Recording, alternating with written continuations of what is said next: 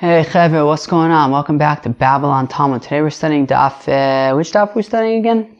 Daf Chav. Daf 20 of Masechta Shabbos. No, of Masechta Ayruvin. Oops, should I start again? Yeah, I'll start again. Hey everyone, what's going on? Welcome back to Babylon Talmud. Today we're studying Daf Chav of Masechta Ayruvin. Daf 20. Now, Chaver, Daf Chav is a very Ayruvin-y kind of page. We're going to bring back the diagrams and bring back your thinking caps, and we'll do Daf 20. So Daf Chav talks about Hatzers that open up into pasei bayraos. It's the final two of the questions that Abaye asked his Rebbe Rabbah. So the first one that we're going to get to is Hatzers that open up into pasei bayraos. It's a very exciting sugya. And we're going to talk about a watering hole that dries up, what becomes of the walls. And then we talk about pasei bayraos, that Rishus HaRabim passes through them. What do you do? And then we get to the sugya of Rosho Verubo by these cows, right? We said that the pasei bayraos has to be large enough that the head and most of the body of a cow can get in from the side to where you're going to give the water. So we're going to get to some very, very complicated questions about that. Friends, let's get started. We are on Daf Chaf Amud Aleph on the very top line. Ba'a mine Abaye me Rabbah. Abaye asked his Rebbe Rabbah, Chatzer shirosha nichnas levein hapasin mau letalta mitocha levein hapasin u'miben hapasin lesocha. And this kind of touches on the question that Hillel asked in WhatsApp the other day. So if we look at on 20A1 at the top diagram, so you can see what we're talking about. So you have a Hatzer there. There's two houses that open up into the Hatzer, and then the Hatzer goes out to Rishus HaRabim. There's no Mavui over here. It's just one Hatzer that's open to Rishus HaRabim. Okay, fine. And it goes immediately into the pasei bayraos area. So can you carry between the pasei bayraos, which is a Rishus HaYachid, and the Hatzer, which is a Rishus HaYachid? Okay. So Amalei mutter, and Rabbah said it's mutter, it's no problem. And again, so this is kind of gets back to Hillel's question from the other day, which like Hillel, our friend, not Hillel and Shammai. So Hillel asked, when you take the water out from the well into the pasei bayraos area that's around it, aren't you taking it from one Rishus HaYachid to another Rishus HaYachid? And the answer is, well, yes, you are, but that's not a problem.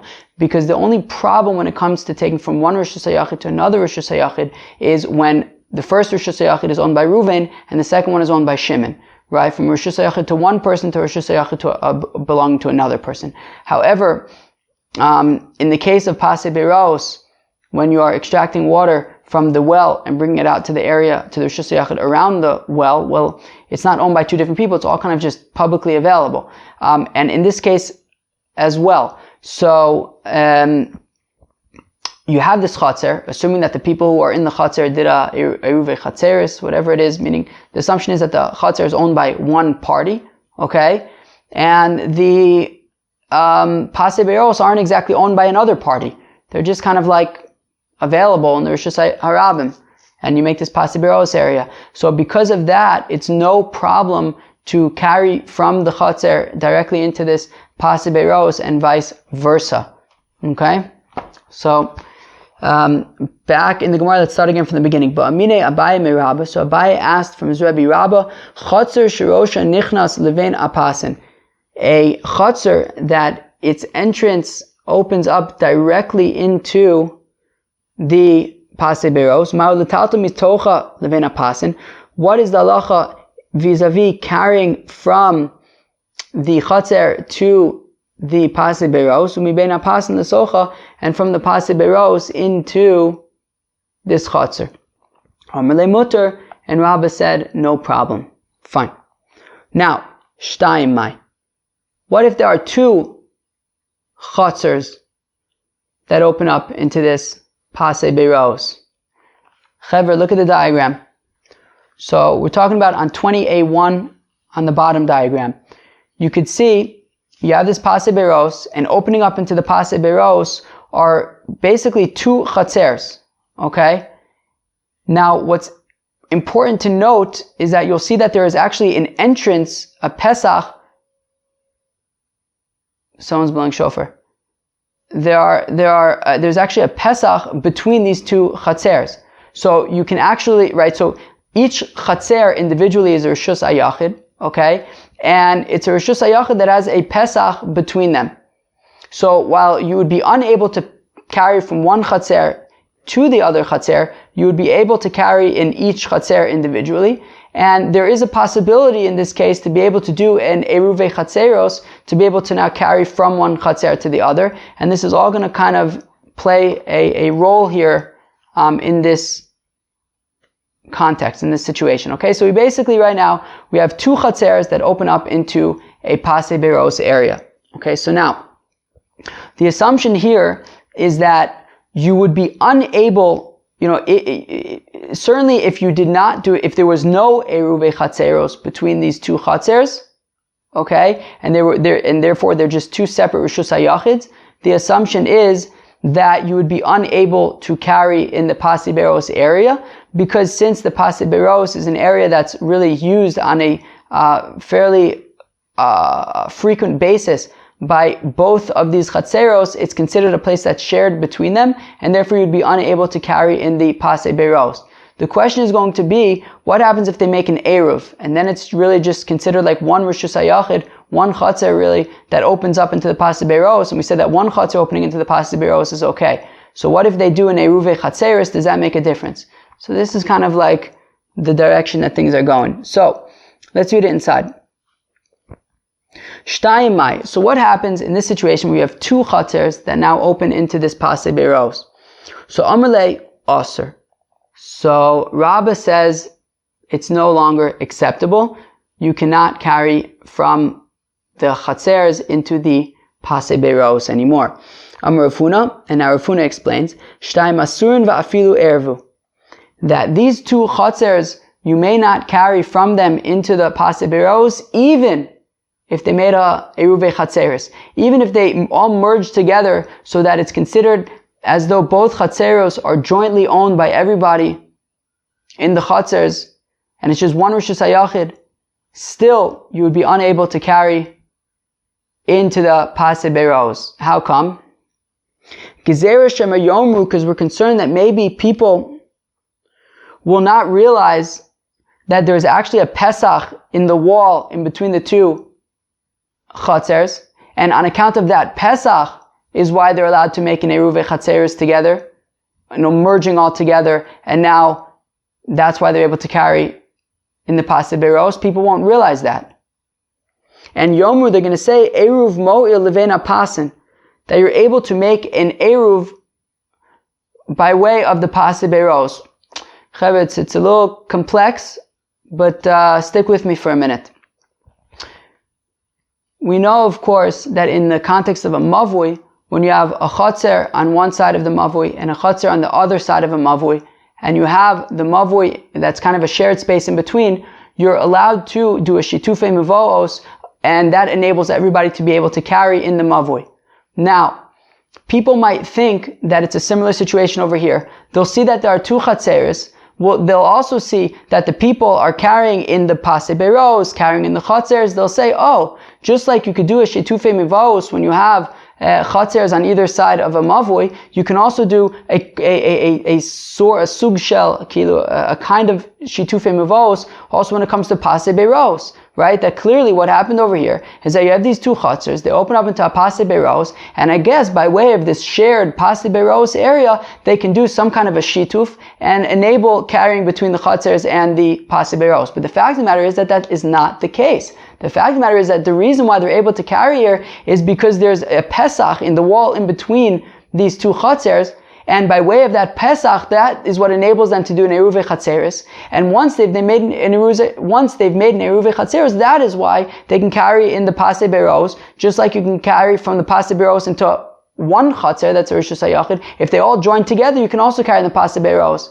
However, we say, even in that case, you cannot carry in the pasei bayraos, because people won't realize that they made an Eruv based on the fact that there is a Pesach in between in the wall in between these two chatzers, and they will come to the mistaken conclusion that they were able to make some kind of a shituf by way of the pasei bayraos, which is what allows them to carry in this pasei bayraos area, and that is 100% untrue and incorrect. And therefore, out of concern of the fact that people may draw the wrong conclusions and think that you can make an eruv by means of this pasei bayraos to join together, we don't want people to get the wrong idea, and therefore even if they made an eruv between the two chatzers, by way of that Pesach in between, they would still be unable to carry in the pasei bayraos.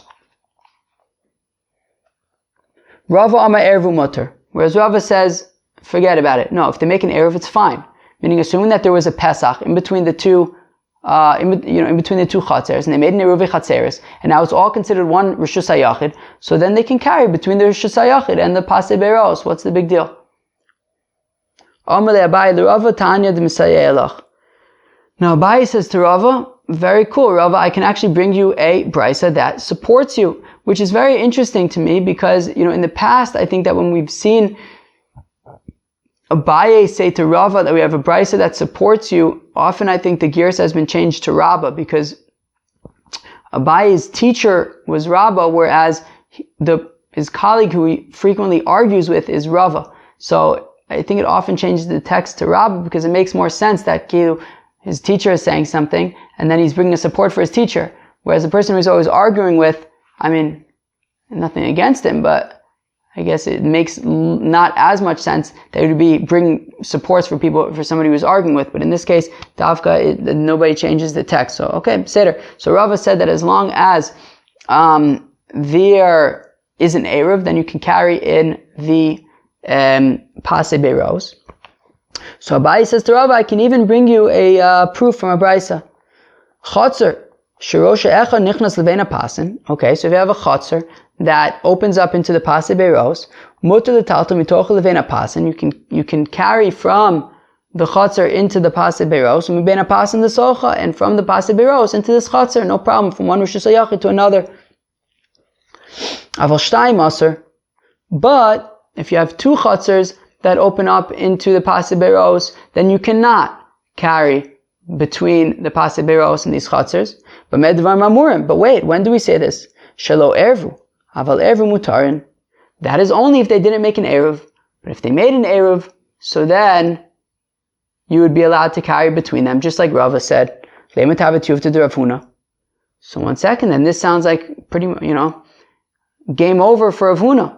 We have a brisa right now that's saying that if you have these two chatzers that make an eruv, you can carry between the chatzers and the pasei bayraos. How could Rav Huna say that you're not allowed to? So Amalach Rav Huna hasam dehadron ve'ervan. So Rav Huna says, no, don't ask me kashas from that brisa. That brisa, the reason why they're allowed to carry from the chatzers into the pasei bayraos and vice versa is, what does it say? Dehadron ve'ervan. So ervan doesn't mean an eruv over there. It means that the two chatzers kind of join together at the opening. And for that reason, it's clear that the reason why you're allowed to carry in the pasei bayraos is because of the eruv. If you look at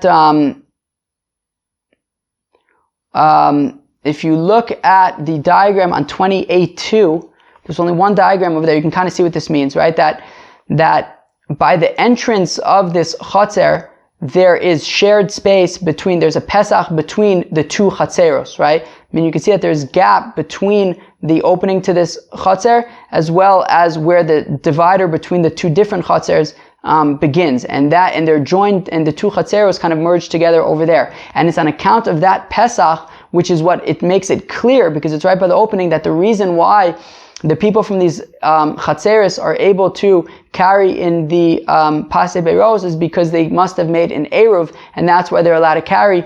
But if they would not have made an eruv, then they would not be allowed to carry, and you wouldn't be able to create some kind of like a shituf by way of the pasei bayraos. No way, right? When there is when the two chatzers kind of join together, have a Pesach right at the opening, so then it makes it clear that the reason why they're allowed to carry is because they must have made an eruv chatzeros, which is what enables them to carry. However, Rav Huna would say that if that Pesach did not exist between the two chatzers immediately at the opening, well then you would not be able to carry between them out of concern that people might make the mistake and say that what is enabling them to carry is some kind of a shituf that they made by way of the pasei bayraos. Okay, very nice. Ba'amine Abai me Rabba. Now, Abai asked one final question to his teacher, Rabba. Yav shumayim b'Shabbos ma'u. What happens if you have a bore, a watering hole, and the water dries out on Shabbos? So Rabba said, well, the pasei bayraos is only effective on account of the water that's in the watering hole, right? If the watering hole were to dry out, so then the pasei bayraos become irrelevant. If there's no longer any water, then there's no longer any wall. Okay, and you can no longer carry in this pasei bayraos area if the water dries up. By Ayruvin asked the kasha, Yav shumayim b'Shabbos, uvou b'Shabbos ma'u. What happens if on the same day, on the same Shabbos, the water in the watering hole dried up, but then it rained, and now there's water again? So, do we say that the walls essentially come back, and now you can carry once again after the rain? Amalei Abaye. So Abaye said to Rav, Yavshu b'Shabbos lo tibaylach debaymine demar ufashli da'aser. So when it comes to water drying up, when it comes to the watering hole completely drying up on Shabbos, well, obviously then you will not be allowed to carry anymore in these pasei bayraos, because Abaye says, look, I asked Rabbah, and he said that it's going to be usher, because since there's no more water, there's no more walls. But unami lo tibaylach. However, also, when it rains afterwards, and now there's water once again in the watering hole, there's also nothing to ask about. That would certainly be permitted. Because then these are essentially walls that were built, that were constructed on Shabbos. Vitanya, we learn in the Brisa, that whenever you have a wall that was constructed on Shabbos, bein b'shogeg, bein b'mezid, bein b'ones, bein b'ratzon, however it was created, whether on purpose, whether by accident, shma mechitza, it is nonetheless considered a mechitza. And therefore, says Abaye, all good. If the watering hole dries up, okay, so you can't carry there anymore because you don't have mechitzas. But if it rains, and now there's water once again, and then those mechitzas become significant because they are surrounding the water, so they're basically considered like mechitzas that were constructed on Shabbos, and that's fine. It's considered a mechitza, and you can carry there again. But one second, about these mechitzas that are constructed on Shabbos, whether b'shogeg, whether b'mezid, didn't Rav Nachman say that they're only considered a proper mechitza midoraisa? That if you take something and you throw it into this area where you constructed walls on Shabbos, you'd be chayav a korban chatas, but you nonetheless midorabanan, you wouldn't be allowed to carry there. So how come Abaye is saying that when it rains again and now there's water there, then the mechitzas are reinstated and you can carry there once again? But Rav Nachman said that you're not allowed to carry in these areas where walls were constructed on Shabbos. When Rav Nachman says you're not allowed to carry in these areas, it's talking about when you constructed them on purpose. Here you didn't construct anything on purpose. It just rained again. And now there's water, and then Memela, the pasei bayraos becomes significant again. So in that case, you would be allowed to carry.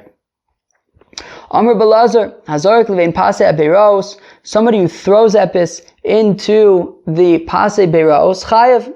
He's chayav a korban chatas. Pshita, obviously. Ilav mechitzai heichi mishdri le lemalos. If the pasei bayraos was not a proper mechitza, was not a proper rishus hayachid, then how would you be able to take water out of the well and bring it out to the area around the well? Meaning, the fact that you're allowed to take water out of the well and put it in this pasei bayraos area clearly means that it's a rishus hayachid. And if it's a rishus hayachid, then of course you're going to be chayav for throwing into there from rishus harabim. So lotzricha the avid kain pasei bayraos b'rishus harabim v'zarak lesocha chayav.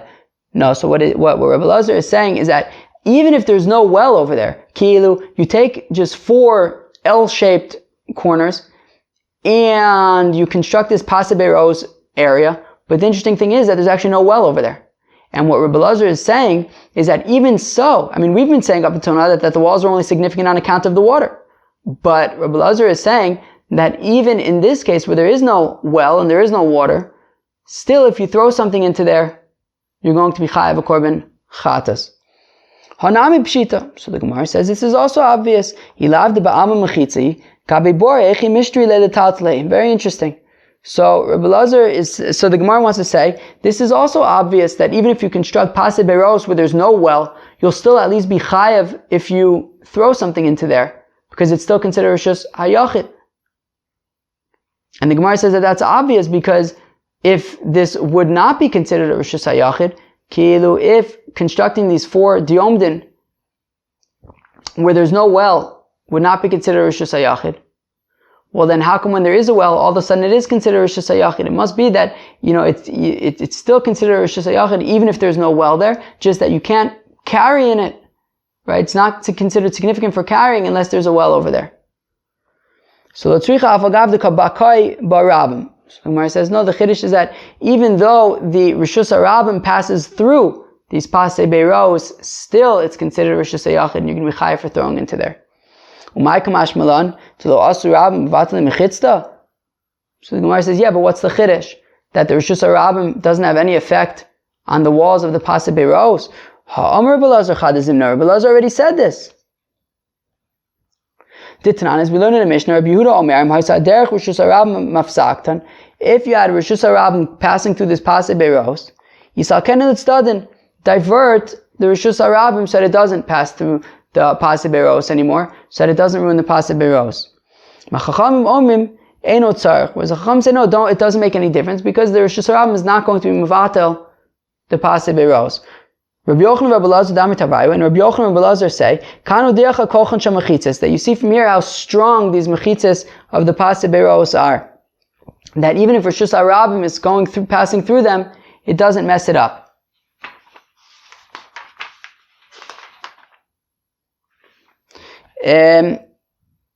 Fine.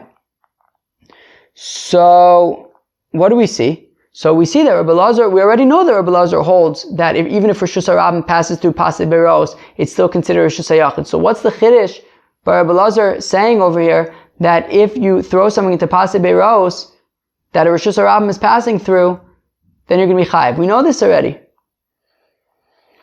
So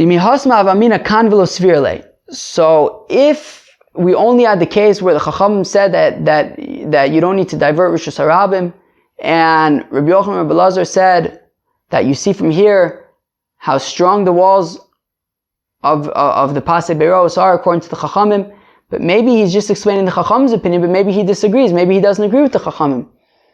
Kamash malan kan usvirle. So that is why we have Rabbi Elazar say over here from himself that his own opinion is that if you take something and throw it into a pasei bayraos that has a Rishus Harabim going through it, you're nonetheless going to be chayiv. We see that he also agrees with that opinion that even if Rishus Harabim is passing through the pasei bayraos, it's still considered rishus hayachid. So why don't we but still, why do we need both cases? Meaning just have Rabbi Elazar's opinion, where he says that if you take something and throw it into this pasei bayraos where there's Rishus Harabim going through it, you're still going to be chayiv. And I see that that's his opinion. Why do I need him also to comment on the Chachamim? So the Gemara answers, one was actually implied by the other, meaning all Rabbi Elazar said was that if you take a Rishus an object and throw it from Rishus Harabim into this pasei bayraos area that has a Rishus Harabim passing through it, you're going to be chayiv. That's all he said. And then his students, in sort of applying his opinion to another case, says that they said that, look, Rabbi Elazar would also say, in the case of the Chachamim, where there's Machlokes Chacham Rabbi Yehuda about the Rishus Harabim passing through the pasei bayraos, Rabbi Elazar would be on the side with the Chachamim and say that it would still be considered a rishus hayachid. Alright, fine. Alright, Chevra. So now this next part of the Gemara explores the sugya of Rosho Verubo, right? We had said in our Mishnah that the pasei bayraos needs to have a minimum size that the head and the majority of the body of a cow can get in there to drink, okay? We're going to explore exactly in what context this is. So the Mishnah had said exactly this, that pasei bayraos could be minimum size that the head and most of the body of the cow can get in. Tnan Hasam, we learned over there, I believe towards the end of Masechta Ayruvin, Lo yamud adam b'rshus harabim v'yishte b'rshus hayachid. A person should not stand in rshus harabim and drink in rshus hayachid, right? So let's say, I don't know, so let's say you have a well in rshus harabim, and there's no pasei bayraos around it, let's say. So the well is a rshus hayachid. So I guess maybe you could take a cup, stick it into the well, and then stick your head and most of your body over the well, and then drink, and you're just drinking rshus hayachid, right? Right? Right? Meaning it would only be allowed if you did that. If you put your head and most of your body into the place where you are drinking. Right? But don't stand in rshus harabim and drink, with your head over rshus hayachid if it's not most of your body there as well. And the same thing also, you shouldn't be standing in rshus hayachid and be drinking with your head in rshus harabim. You have to have your head and most of your body in the rishus that you are drinking in. So again, Tnan Hasam, we learned over there, Lo yamud adam b'rshus harabim. A person shouldn't stand in rshus harabim v'yishte b'rshus hayachid and drink in rshus hayachid. B'rshus hayachid v'yishte b'rshus harabim. Shouldn't be standing in rshus hayachid and drinking rshus harabim. Elim kain machnes rosh v'ruba l'makom shu shosa. Unless he puts his head and most of his body in the same place in the same domain that he's drinking in. V'chein begas. And we say a similar thing when it comes to a wine press. We learned this on Daf Yud Aleph Masechta Shabbos, that when it comes to creating wine, it's only going to be chayav in truma and meiser once it is properly processed. When it is still in the wine press, it's not yet considered completely processed. And during that point, it wouldn't yet be chayav in truma and meiser, and you'd theoretically be able to drink it. However, the Chachamim said that the only way that you can drink wine, or really any food that isn't finished being processed, is if you eat it in a rye, in a temporary kind of way. And the definition of a rye, in this case of the wine press, is that it would have to be in the wine press. If you take a cup of this juice and you would fill it up, and you would fill up the cup and then take it out from the wine press, then that would be kavua already, that would be keva, you wouldn't be able to drink it anymore. The only way you'd be able to drink it is if you were mamish in the wine press. And we're saying that if you kind of stick your head and most of your body over the wine press and drink this juice, then that would still be considered a rye. So it's basically the same thing as like rshus hayachid and rshus harabim. Shabbos is the same thing in terms of being considered over the wine press when you're drinking this juice. Okay, that hasn't yet been separated truma and meiser. Now, friends, you ready? Good. Okay, so we've said that when it comes to a human who's standing in rshus hayachid and drinking rshus harabim, or vice versa, or a wine press, you need to have your head and most of your body in order to be able to drink in that rshus. Fine. But when it comes to a cow, when it comes to a cow, do we need its head and most of its body or not? So now the Gemara says, "Kol heicha de kanakit mana v'lo nakit la." So if the human is holding on to the container or the bucket that the cow is going to be drinking water from, v'lo nakit la, and he's not holding the head of the cow, i.e. the head of the cow is free, and the fellow is holding the bucket, Loti bayilach the bayraos v'ruba miligav. So then certainly you're going to have the head and the majority of the body of the cow inside of the pasei bayraos. Because we're concerned that what happens if the cow moves its head and then you go chase after the cow with your bucket. So you have to make sure that there's enough room that you're certainly not going to end up carrying the bucket outside of the pasei bayraos. So we say that if you're holding the bucket but not holding onto the cow, then make sure that there's at least rosho v'rubo of the cow, so that even if the cow moves its head, you won't end up taking the bucket outside of the pasei bayraos. But where the question is what if this guy is holding the bucket and also holding onto the head of the cow? Do we need Rosh of Rubo, or maybe in this case we can get away with less? Everybody clear on the question? The question is that in a situation of when the fellow is holding the bucket but not holding onto the cow, then not holding on to the head of the cow, then you certainly need Rosho Virubo to make sure that he's not going to end up carrying the bucket outside of the pasei bayraos and Rishus Harabim. The question is, when he's holding the bucket and holding the head of the cow, maybe in that case, you don't need Rosho Virubo, you can get away with less. Since he's holding onto the cow, we're not concerned that the cow is going to move its head. So he said to him, you learned it in our Mishnah. I don't know who is talking to who over here, but the Gemara basically says, look, we learned in our Mishnah, well, our Mishnah said that a cow needs to have its head and most of its body in the pasei bayraos in order to be able to drink. So my love, the naked love and naked mana. So let's assume that that's talking about where you're holding onto the bucket and you're also holding onto the cow's head. And still we're saying that it needs Rosho Virubo. So there's your answer. Lo, there is not our answer. The naked mana v'lo naked la.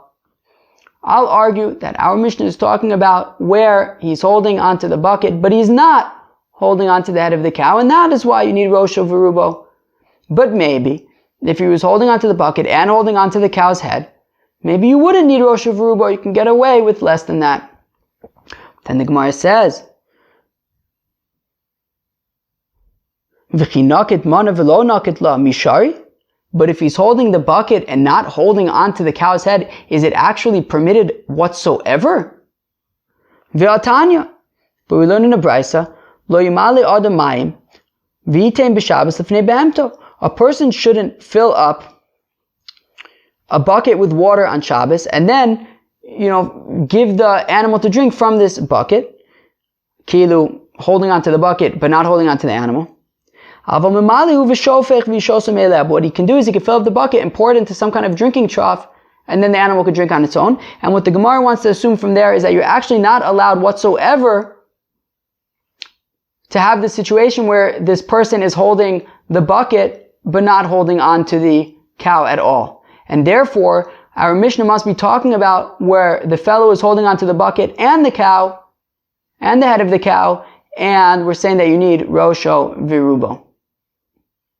Okay. But now the Gemara is going to throw that away and say, no, this Brisa is talking about something specific. Do not bring it as a proof to say that a situation where the fellow is holding the bucket but not the cow is impossible. No, do not say that it's impossible. This Brisa is talking about something specific, and we can argue that our Mishnah is in fact talking about where this fellow is holding onto the bucket but not holding onto the head of the cow. And we're saying that it requires Rosho Virubo, and we don't know what the halacha would be if he's holding onto the bucket and holding onto the cow's head. Maybe we could have less of an area. Maybe it could be less than Rosho Virubo since he's holding onto the head of the cow. And friends, we're not going to answer this question. But what we are going to do is we're going to explain why this Brisa is actually talking about something else that is somewhat convoluted, something else that we're about to jump into right now.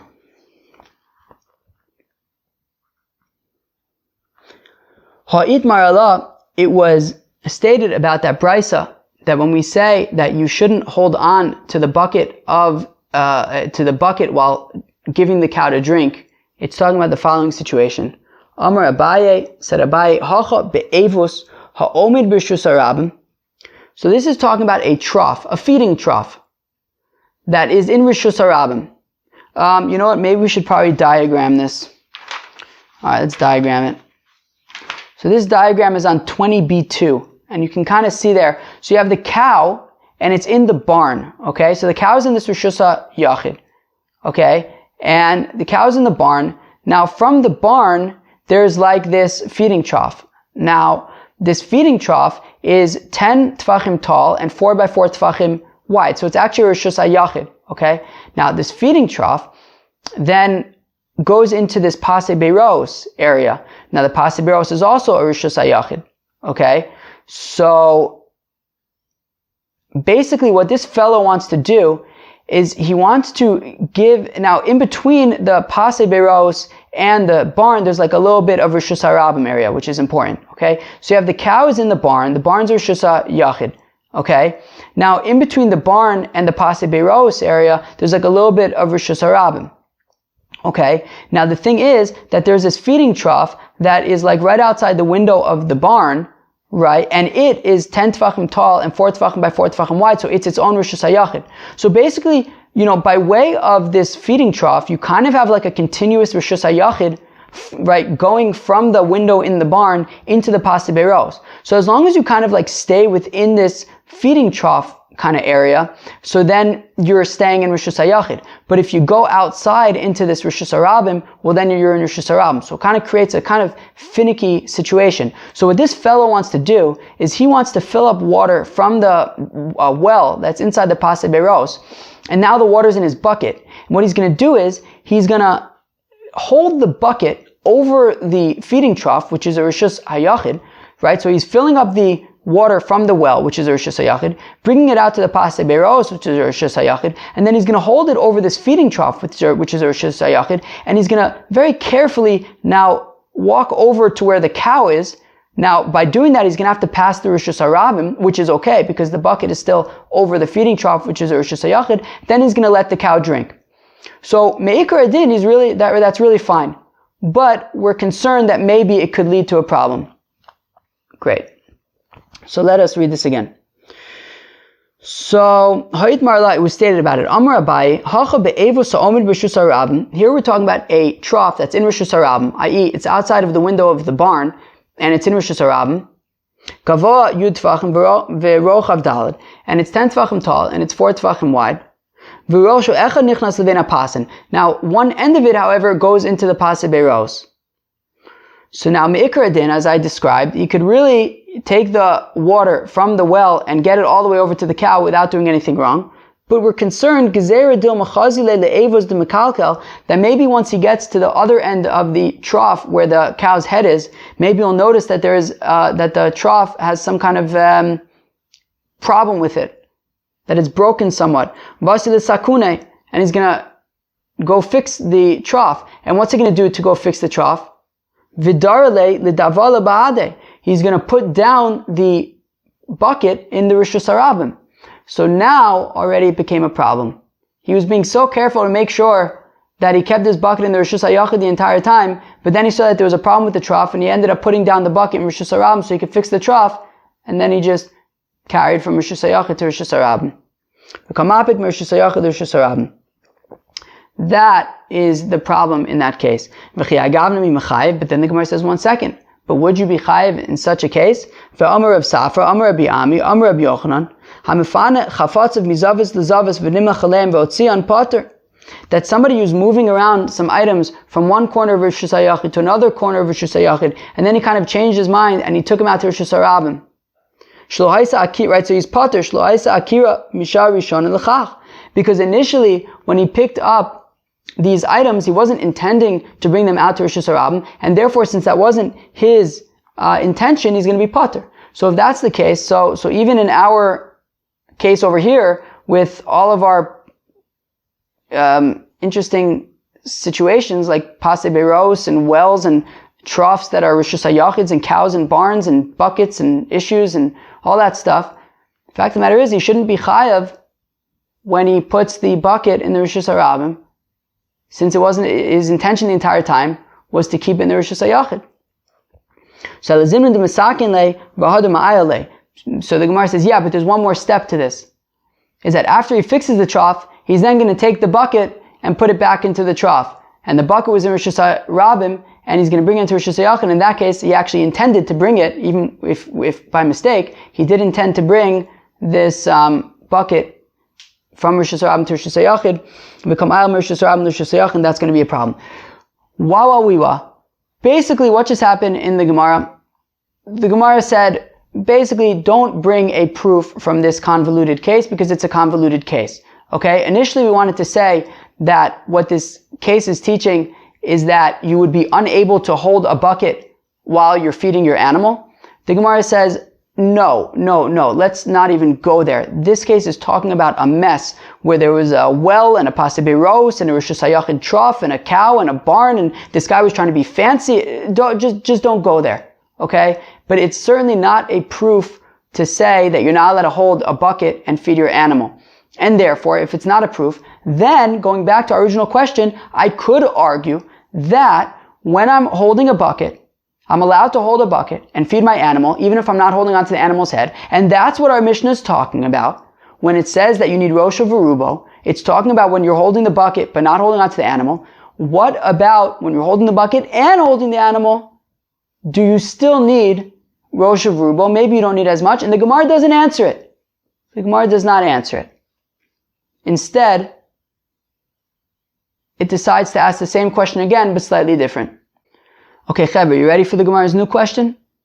So let's review. The first question was that when you're holding the bucket but not the animal's head, then certainly you need Rosha Verubo. We wanted to know if you're holding the bucket and the animal's head, maybe you don't quite need that much. Maybe you can get away with less than Rosha Verubo. Now, listen to what the Gemara says. There are those who ask the question in the following way.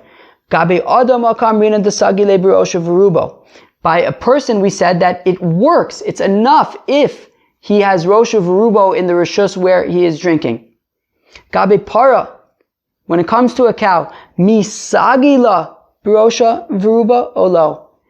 Having Rosha Veruba, does that even work? Is that even an option? Does it make a difference? Or maybe it's just never possible to have a cow in one Rishus and drinking in another Rishus. So now the Gemara says, well, if the fellow is holding the bucket and also holding the head of the cow, well then well then certainly if it's Rosha Veruba in the pasei bayraos, that would be completely fine.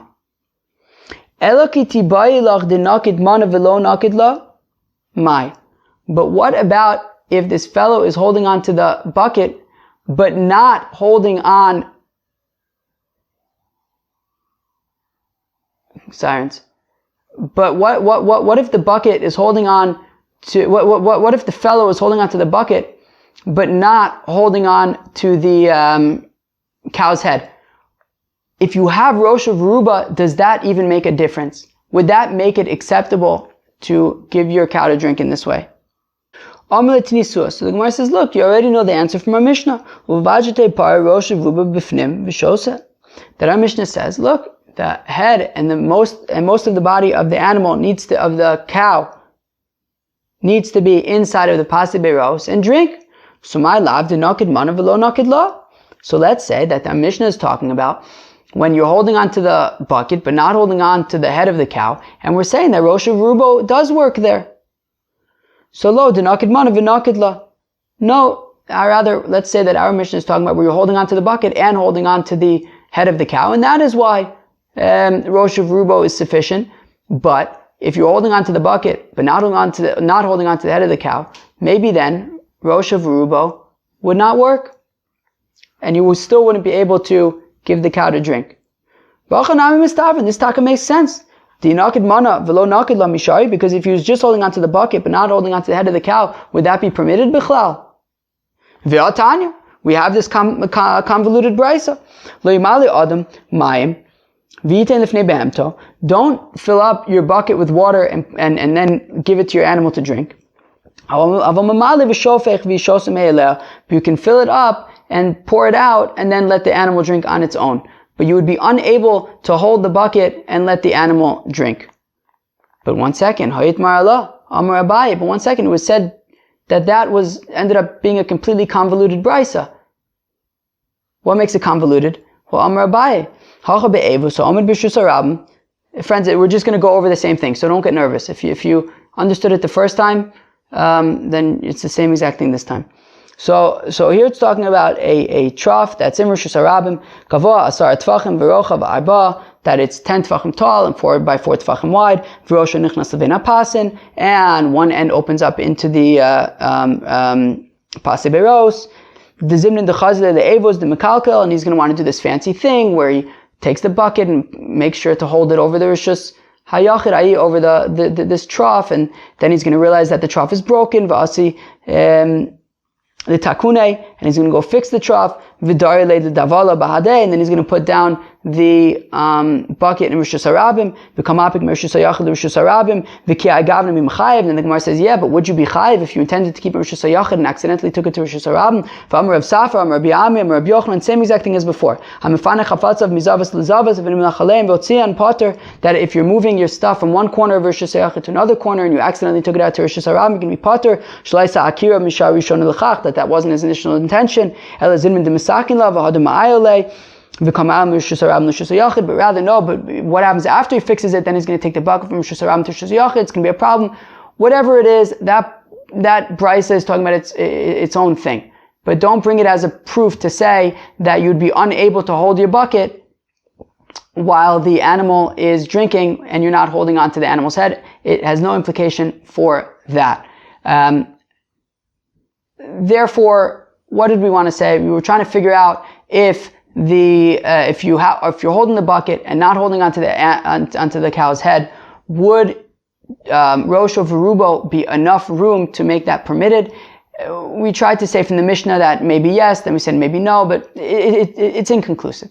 It's inconclusive. And we kind of see it both ways, meaning the first time we were saying that, when you're holding the bucket but not holding onto the cow's head, certainly it works with Rosh V'rubo. We just thought that maybe if you're holding on to both, then maybe it works with less than that. Then we say that no, maybe you dafka need Rosh V'rubo when you're holding onto both, but if you're not holding onto the cow's head, then maybe Rosh V'rubo isn't even enough. What do you want me to tell you, people? What do you want me to tell you? The Gemara is inconclusive. I don't know. Hold on to both of them, friends. How about this? Hold on to the bucket, hold on to the cow's head, make a shidduch dart, and let the cow drink from the water. Give Rosh V'rubo, and like this, you don't have to worry about the headaches. Says the Gemara Tashma. Gamos Rosh V'rubo mibifnim. So if you have a camel, and the camel, its head and most of its body is inside, okay? Ovsin also mibifnim. So then you can force feed it, as we learned at the end of Masechta Shabbos, while you are inside. So even though it is outside, but as long as its head and most of its body is inside, you can force feed it before going out on a long journey. Now, when you're ibus. So when you are force feeding this camel, so that's essentially where you're holding onto the bucket of food and you're also holding onto the camel's head, because you have to hold onto the camel's head in order to force feed it. V'kaba'ina Rosh V'rubo, and we're saying that Davka is Rosh V'rubo. So what do we see? We see that even when you're holding onto the bucket and holding onto the head, you're going to need Rosh V'rubo. Amar Ravacha bar Rav Huna, right? And basically there was an attempt to answer the first question, right? The first way that we asked it is that certainly when you're holding onto the bucket but not the head, you need Rosh V'rubo. What about if you're holding on to both? Do you still need Rosh V'ruba? So we're trying to prove from here that yes, even when you're holding on to both, you still need Rosh V'ruba. Amar Rav Achabar Rav Huna Amar Rav Sheshes Shiny Gamel Hov Tzavari Aruch. But it says Rav Achabar Rav Huna, the name of Rav Sheshes, that you actually can't bring a proof from a camel to a cow, because a camel has a very long neck, and therefore there's a real concern that unless you have Rosh V'ruba, so then it can move its head and you're going to chase after it and carry it to Rosh Hashanah. However, a cow that its neck is not as long, maybe Rosh V'rubo, maybe Rosh V'rubo is unnecessary if you're holding onto the head. Okay. Tashma behema Rosh V'ruba b'fnim. Ovsin osami b'fnim. 1 second, we have a brisa that says that an animal, just a regular old animal, that its majority of its body, that its head and most of its body is inside, ovsin osami b'fnim, then you can force feed it from inside. Veha ibus k'man denakid mana v'nakid la. And we see that force feeding is you're basically holding onto the food and holding onto the head. And we're saying that dafka need Rosh V'ruba, and it doesn't say anything about a camel. So my behema nami dikatani gamo. No, when it says behema over here, it means camel. Vatani behema, vatani gamo. What do you mean it's talking about a camel? One brisa said camel, one brisa said animal. Doesn't it sound like one means camel, one means any other animal? So midi gabi adaditanya. So the Gemara says, yeah, but it's not like they were taught right next to each other. If mamish, they were like taught one right after the other, and one of them says camel, and one of them says behema, then obviously they're different. But over here, they were two separate brisas. One of them says camel, one of them says behema, but they could both be referring to camels. They could both be referring to camels. Tanan Amiyachi, we also learn in a brayso like this. Rabbi Eliezer Oser B'Gamal Hovitzavar Aruch. That Rabbi Eliezer Dafka says that I don't know, by a camel would be Aser, I guess what? Like even if it's Rosh of Rubo, I don't know. But Rabbi Eliezer says that it's also Davka by a camel because it has such a long neck. I.e. camels are different in that they have long necks, but you can't necessarily bring conclusions for other animals from a camel. But maybe other camels are different. Wow, Chavre, that was Daf Chaf. It was amazing, right? I know. Okay. Says my notes. Let's review. Rewind to the beginning. We started off talking about chatzers that open up into pasei bayraos. We said that if it's one chatzer that opens up into the pasei bayraos, it's mutter because it's from one rishus yachid to another rishus yachid, and it's not like they're owned by two separate people, so that would be fine. However, if there are two chatzers, now we get to machlokas Rava and Rav Huna. So Rav Huna says that even if you do an Eruv between the two chatzers, there was a Pesach between the two chatzers, and they made an Eruv Hatzeros, so it's really all one domain, still you can't carry to the pasei bayraos because we're concerned that people might make a mistake and think that the reason why you're allowed to carry is because there's some kind of shituf going on by using this shared pasei bayraos area, but that's not the case, and we don't want people making mistakes. Therefore, Rav Huna says that you cannot carry in the pasei bayraos when there are two chatzers that open up into it. Rava says, look, as long as they made an eruv chatzeros, that's fine. It's all one domain. It goes into the pasei bayraos. You can carry between it. We talked about a watering hole that dries up, right? So we said that it's aser because the whole point of the reason why pasei bayraos is effective is only because on account of the water. If the water dries up, right? My main kan mechitzas ain't kan, said Rabbi. If we don't have water here, then our mechitzas are lose their strength. However, if it rains and fills up again, so then it would be acceptable since mechitzas that are built on Shabbos are nonetheless mechitzas. We talked about pasei bayraos where Rishus HaRabim passes through it. Rabbi Yehuda says you have to divert the Rishus HaRabim so that it does not pass through the pasei bayraos, because that would be a problem for the pasei bayraos. The Chacham say that no, the walls of the pasei bayraos are very strong, and you don't need to divert the Rishus HaRabim away. Now we got into this very complex technical sugya of rosh of rubo of a cow. So the first way that we thought to ask the question was that certainly you need rosh of rubo when you're holding the kli but not holding the cow. But what about if you're holding the bucket and the cow? Maybe then you don't need rosh of rubo, and that was inconclusive. And then we said we kind of took the same question from a different perspective, which was certainly when you're holding the bucket and the cow, you need rosh of rubo. What about if you're holding the bucket but not the cow? Is rosh of rubo even effective? And we didn't come to any real conclusion over there. Really just more of confusion, not conclusion. Anyways, have a great day or night. Peace out.